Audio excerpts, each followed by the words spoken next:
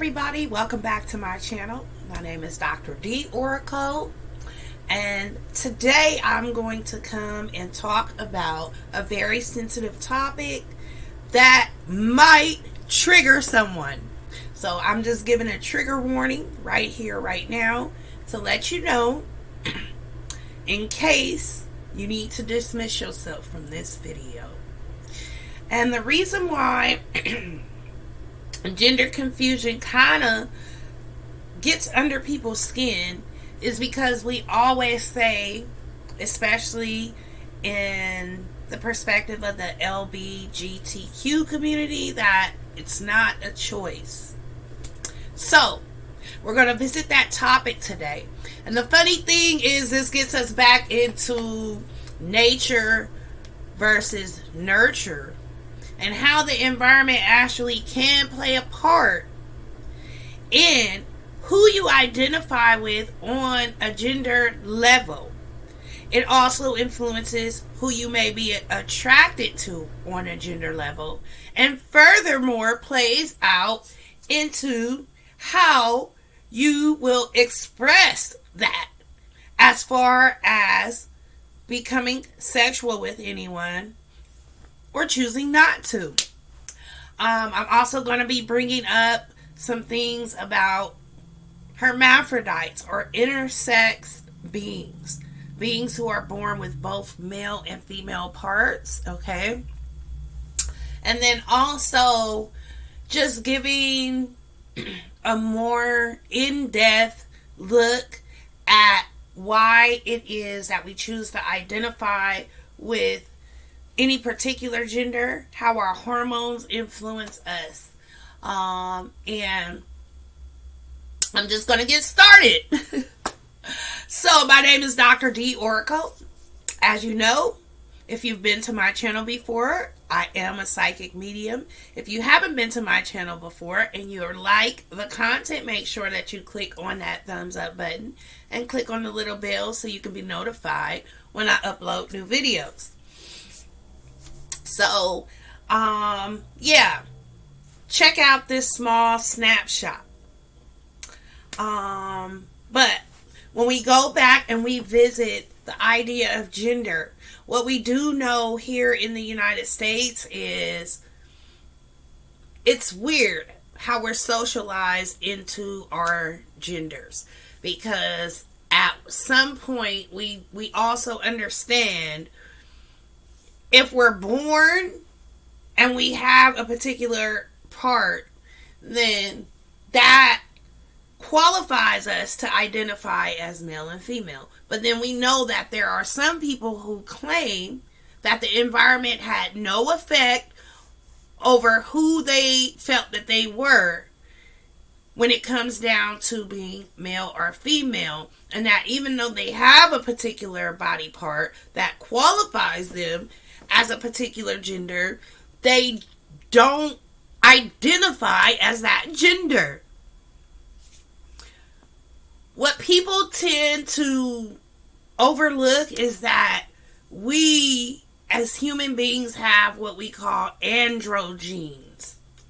Our androgenes influence how much estrogen or testosterone is flowing in at any particular given moment.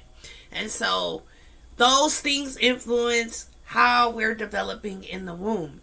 But another thing, and this is what I've told people, because I do have clients who are from the LGBTQ community, they have become confused sometimes.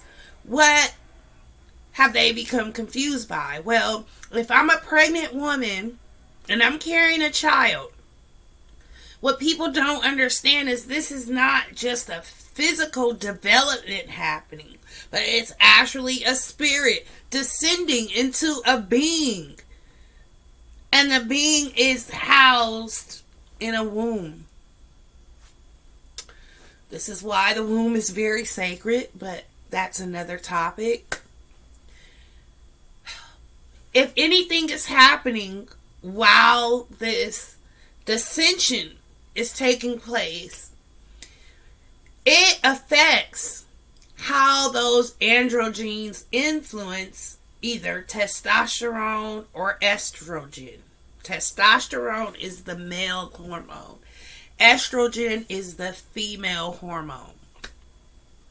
So it influences these hormones, and sometimes if the mother is, say, maybe she's getting beat up, domestic violence, that would definitely be some type of environmental, factor that would influence how this development is taking place in her womb, especially if her own hormones are off balance, or she begins to act like defensive, okay? Which generally takes a little bit more of that masculine energy, okay? So let's think of that testosterone as masculine energy. And if we actually have studied biology, which I gotta be in college, I'm very proud of that, but here's the thing. We know that both male and female, we still have some of that other hormone, just in smaller amounts. So if you're a male, you still have estrogen in smaller amounts. If you're a female, you still have testosterone in smaller amounts. Some of us have a little bit more than others, and that's why the voices are deeper. Or, some people's shoulders might be a little bit broader, or have some hair on their face, a masculine or a man might have like a more high-pitched voice. Despite all of these issues, as I spoke about, things like domestic violence can definitely have some influence on how much of those genes and hormones are distributed into an unborn child, okay? Mothers never really think about, how the environment is around me while I'm pregnant is very important.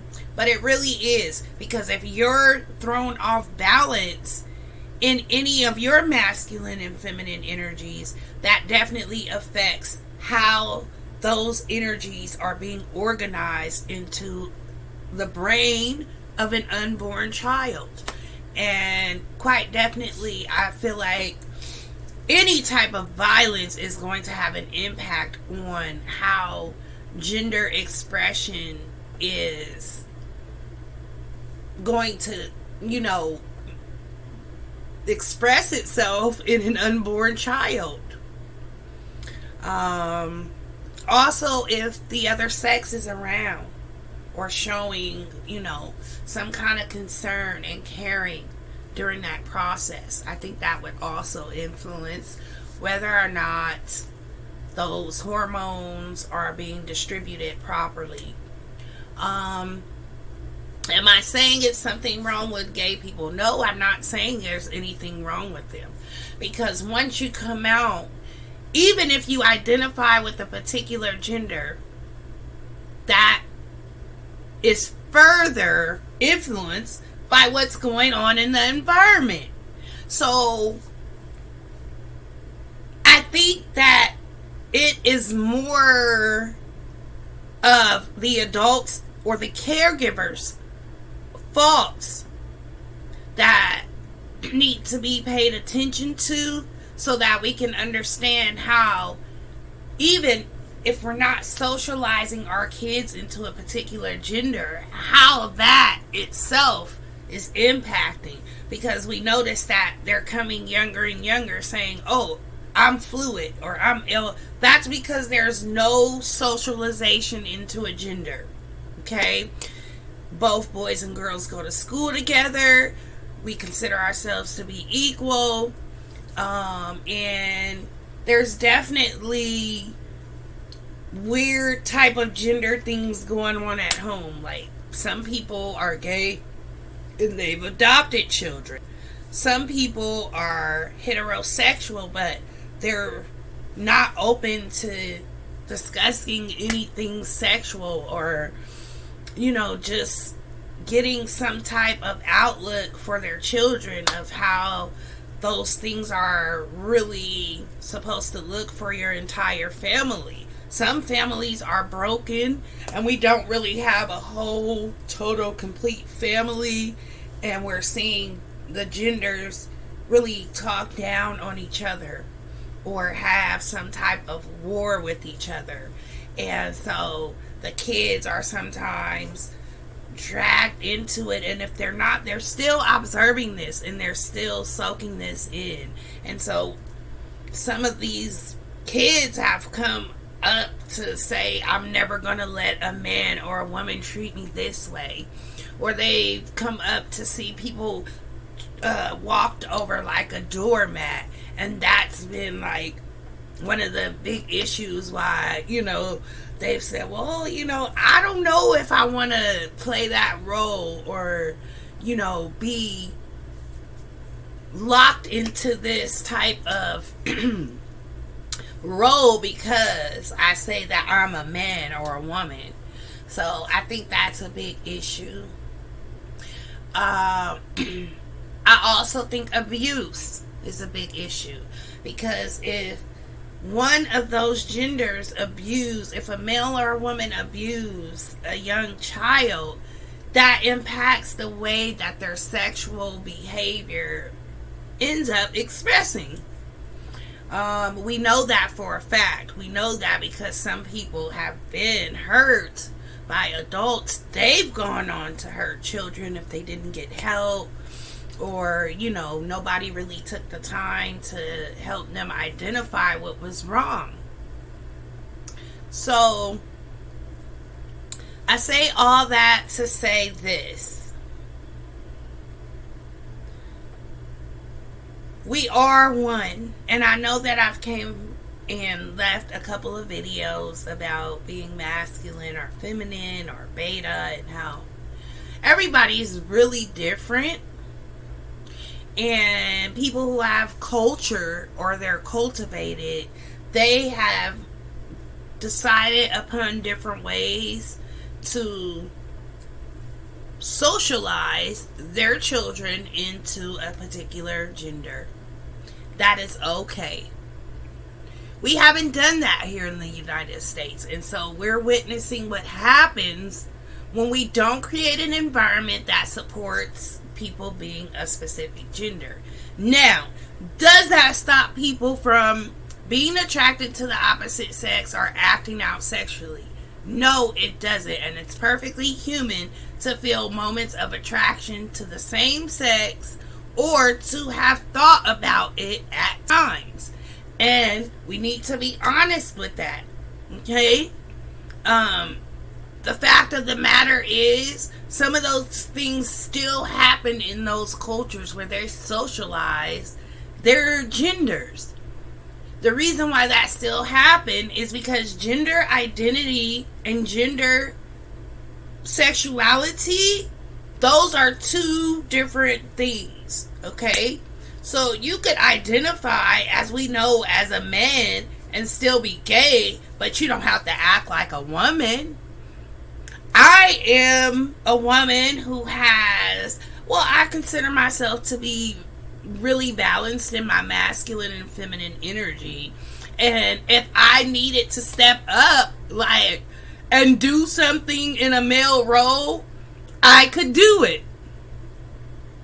I don't have to do it, because I have a husband, and I do expect for him to, be very masculine. But I can be masculine my damn self sometimes, especially in something like, I'm not the type of person who's really passive. I've even been known to be passive aggressive, in the past. But at the end of the day, I'm very balanced. That doesn't mean I'm attracted to women. No. I'm attracted to men. They're not women. So I think the gender you tend to identify with, and sexually who you are, and who you're attracted to, those are two different things. So if we notice,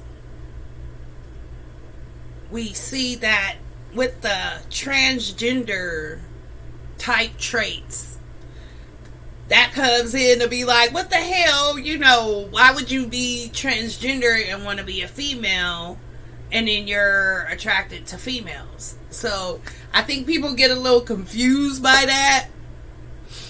I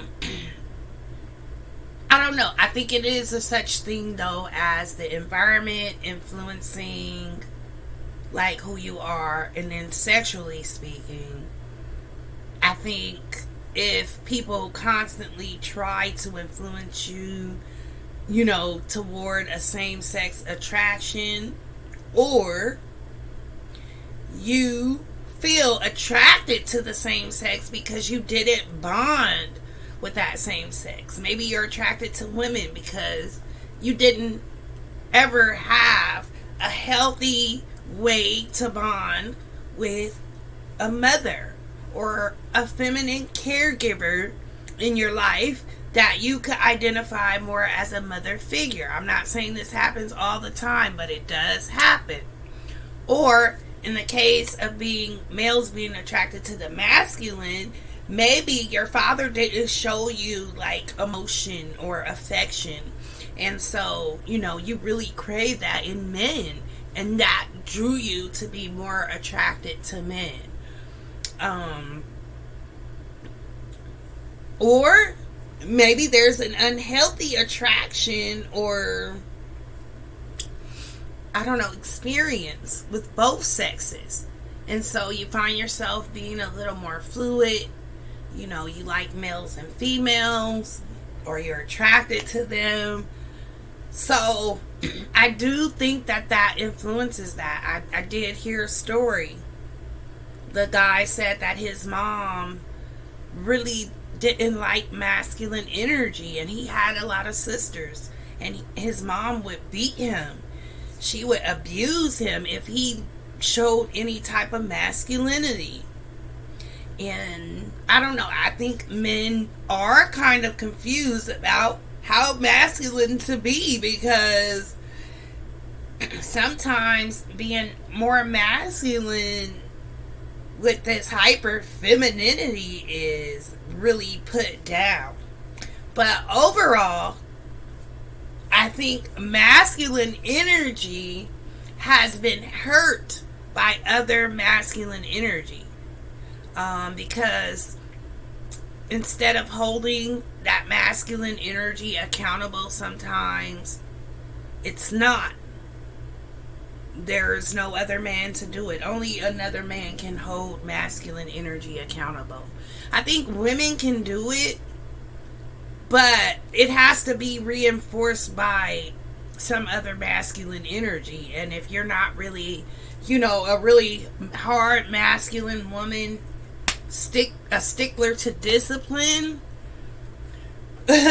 sometimes it's kind of hard to take on those two roles when it comes down to raising kids. I mean, it's really a place that you find yourself juggling both of those energies in. And even as a woman, I used to cry sometimes because I don't consider myself to have been a full-fledged single mother, but there were some issues where, male leadership was not there to reinforce that energy. And so I found myself crying sometimes when I should have been harder. And I felt myself being hard at times when I felt like it should have been okay for me to cry. So that takes on a really different dynamic when you have children. I totally feel like, I don't know. I feel like we don't understand that completely. nobody hasn't wrote it, and I think I'm way before my time on these things, because in like 50 years, like, these will be books that they'll be reading about when it comes down to taking women's history in college, you know. And be like, this is the effects of what happens when, we try to do this thing or whatever.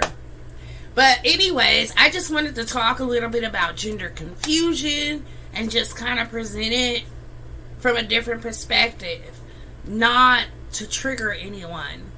I do think that sexuality or acting on certain feelings as far as how you feel sexually before you have an opportunity to explore all the different parts of yourself, I think that can be detrimental to you. I think you do have a choice. You can say, you know what, I'm not going to act on this. I'm going to wait. And that's just like saying you're going to wait to have sex, or you're not going to have sex and get married as a virgin. It's the same thing.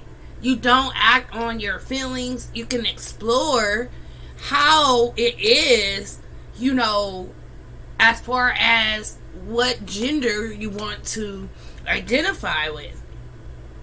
But I don't think it's okay to make a choice without giving it time, without becoming more aware of yourself. Some of these children, they're too young. They're 5, 6, 8, 12, saying, hey, I'm gay or I'm gender fluid. You don't know what the hell you are. Sit your ass down and learn something. You haven't learned anything. And we all know when we were teenagers, we didn't know shit.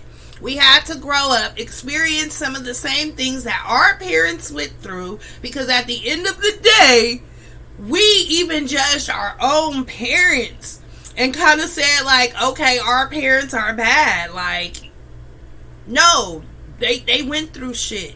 And you're not going to know nothing about what they went through until you go through it. That's part of growing up. It's part of maturing. It's part of becoming an adult. It's part of becoming more self-aware.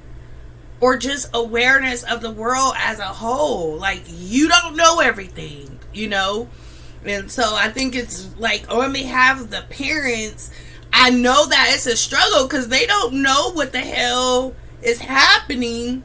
And at the same time, they probably got like professionals who are psychologists and psychiatrists telling them, oh yeah, this happens. This is perfectly normal. I myself have done research, scientific research on it.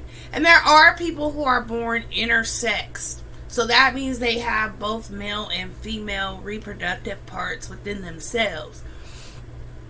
11 of those people have had live births. So, with that being said, that is a third gender. That is what's really considered, instead of a woman, a wombed man. Because it has sperm, it has a uterus, and it can reproduce without having sex, or asexual reproduction.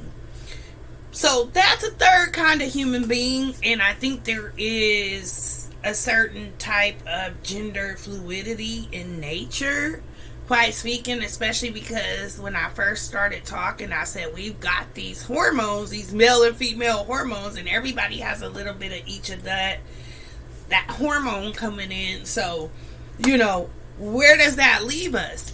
Well, those hormones can actually, become so fused together that there is no particular gender that a human is. I mean, they're just not anything. Their parts are ambiguous. So they've got genitalia that looks partly male, partly female. They've got sperm gonads. They've got a uterus. So they're producing asexually. And in my opinion, that's how we all started. And then we differentiated into male, female, separate sexes. But before, we were together as one complete sex. So, if we look at the way that our environment is set up, we could totally reinforce that happening again by the way that we're reacting to our feelings when it comes to gender and identity and who we're attracted to. Or we could definitely be in a position where the breakdown of the family just doesn't support people knowing, so they become really confused about it. Or abuse from the environment could make it to where the nurturing of each of the genders is lacking. Okay, you're not nurturing the male in a person anymore, or you're not nurturing the feminine in a person anymore, and so they become more fluid, and they end up, having less of those hormones coming in, or they want to stop those hormones from coming in because they don't want to feel so strongly identified with a male or with a female. So that comes from people treating each other different ways in front of children seeing that. If a woman is seeing her mom getting beat up, maybe she's like, you know what, I don't ever want to go through that again. And so she ends up being more masculine and even identifies with dating women. So, yeah, I feel like if anybody from the LGBTQ community, you might get triggered by this and you might get upset by me saying this, but there is a such thing as gender confusion. And sometimes there have been some people who have crossed back over from that community and said, you know what? This is not me. This is not what I want to be. This is not who I am. Things had happened in my life or that went on around me that made me feel like this was the answer to my problems, but it's not. And now I understand that. And they've stepped away from that community and have gone on to, become married and have families with regular people. So, yeah, that's real. And we need to understand at the end of the day, that's happening just as well as people who say, oh, this is not a choice. I was born like this. And it is true that they were born like that in some way. But we don't have to act on our sexual feelings at all. That's a big problem with not just that community, but also with the heterosexual community. Because sexual gratification has become more important than actually establishing some sort of real connection with people where, when we're raising kids and stuff, none of that really matters. Like, there's a higher reality involved in our relationships, in our families, with our children. Yeah. So, I'm not going to go any further, but I just wanted to say that, it is by choice that we act on those feelings, or we act on different curiosities that we have on a sexual level versus our identity. And even though we may identify as more masculine or more feminine, even if we were born with a certain body part, it doesn't mean that we can't explore, what we're feeling or talk about that in some way with people without acting on it. Okay? And I don't know, I blame heterosexuals for it because we set a bad example on what it really means to connect with someone on, any amount of level in a family. Because all the gay people are coming from these heterosexual interactions. So we're the ones who actually are the leaders in, how we choose to express sex. And because of that, I think we've set a bad example on how important it is to be so physical rather than emotional, intelligence and connection, affectionate, or intimate connections that, because intimacy is not sex. It's not.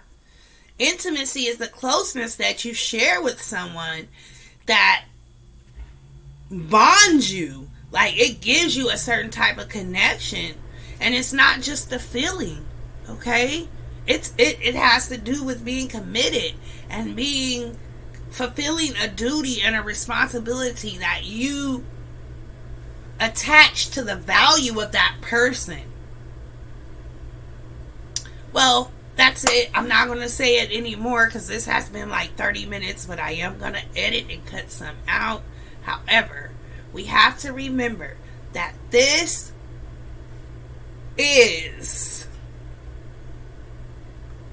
our culture. So what are we going to do with it? I don't know. But the sexual connotation and how we socialize ourselves into this environment and our children determines how the human race is going to progenate itself.